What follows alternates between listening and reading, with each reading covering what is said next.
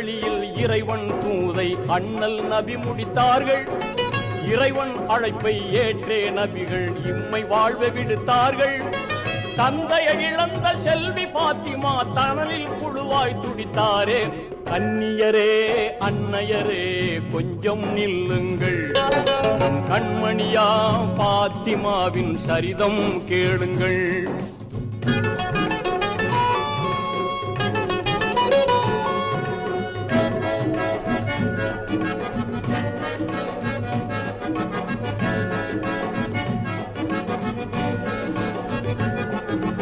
எம்பெருமானார் இதயமாகவே இலங்கிய மாதர் திலகம் தம்முடல் மெலிந்து கண்ணொளி மங்கி சருகண மாறி போனார்.